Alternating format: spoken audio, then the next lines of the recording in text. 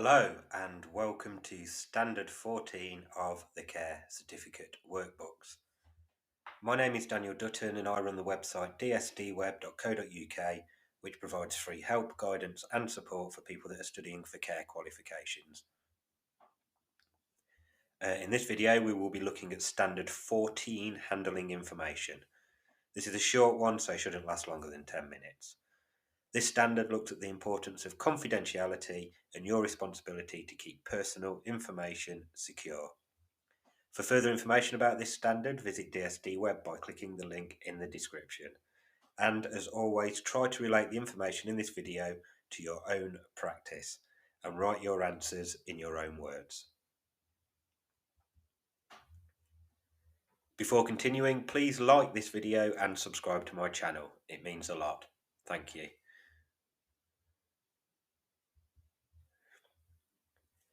The first activity asks you how legislation and agreed ways of working affect the recording, storing and sharing of information. Agreed ways of working are your organisation's policies and procedures. Your organisation may have a policy and procedure related to confidentiality, as well as protocols about how you handle information in the workplace. Your organisation will have specific procedures for the way information is recorded, stored and shared, which you must adhere to as part of your job role. This will ensure that you work in a way that is lawful and in line with best practice. The Data Protection Act 2018 aims to protect the personal information of individuals and places a responsibility on organisations to be able to demonstrate that they have processes in place for handling data securely. As an employee, it is your responsibility to comply with your organisation's processes and other agreed ways of working to ensure your organisation complies with the Data Protection Act. Some of the requirements of the Data Protection Act include that data should be accurate, up-to-date and stored securely and can only be used for the specific purpose it was collected. If an organisation would like to use it for additional purposes, consent must be obtained again. The Freedom of Information Act 2000 legislates that individuals have a right to request information held by public authorities. In addition, all individuals have the right to access all information held about them. If you work for a public authority such as the NHS, government, local authority or a GP surgery, you need to be aware that any information that is recorded as part of your role could be shared with others at any time. This includes work emails, so you should ensure that you maintain professionalism in all work-related communication. The next activity asks you to identify 5 secure systems used by your workplace for recording, storing and sharing information. Some options that your organisation may use include computer systems that can only be accessed with a password or biometric, locked filing cabinets or cupboards, a sharing of information policy and procedure. For example, consent must be obtained before sharing an individual's personal information with their family member. Old documents are archived in secure off-site storage, and records are destroyed when no longer needed for operational or legal purposes. The next activity asks you to explain why it is important to have secure systems for recording, storing and sharing information, and provide 6 words that it would like you to use in your explanation.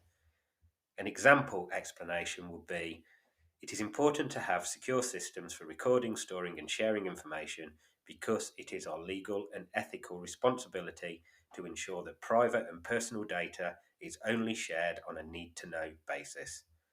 This is especially true in the care sector, as a lot of information is stored about vulnerable individuals, so we have a responsibility to protect and safeguard them from harm and abuse. In addition, by keeping personal information confidential, we can build trust with the individuals that we support.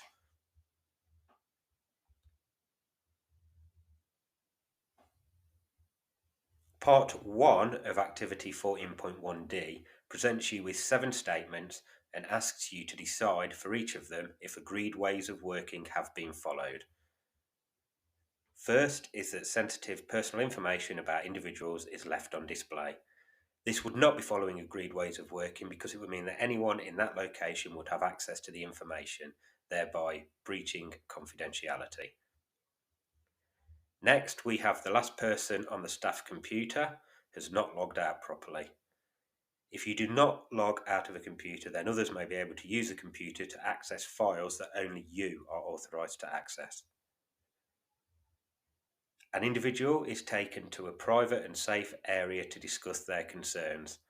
This is an example of following agreed ways of working because the individual is able to discuss their concerns without risks of being overheard by others. If an individual's circumstance is discussed by colleagues over a lunch break, then it could create a breach in confidentiality, not only because the co-workers may not be privy to that information, but also because there is a risk that they could be overheard by others in the communal area. If a manager does not address a complaint made by an individual you support about a breach of confidentiality of their personal information, then they would not be following agreed ways of working, because all complaints must be treated seriously and potential breaches in confidentiality must be investigated to prevent it from happening again. If an individual's private details are taken and stored in a secure or locked cupboard, then this is an example of following agreed ways of working, because personal information is being stored correctly and will only be accessible by those that need to know the information. Finally, we have two workers communicate about an individual when they are off duty through a Facebook message. The individuals that you support should only be discussed during working hours and with appropriate persons.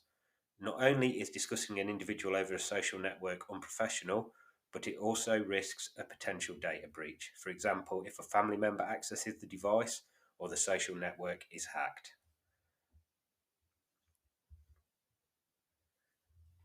The final activity asks if you felt that agreed ways of working had not been followed, who would you report it to and how?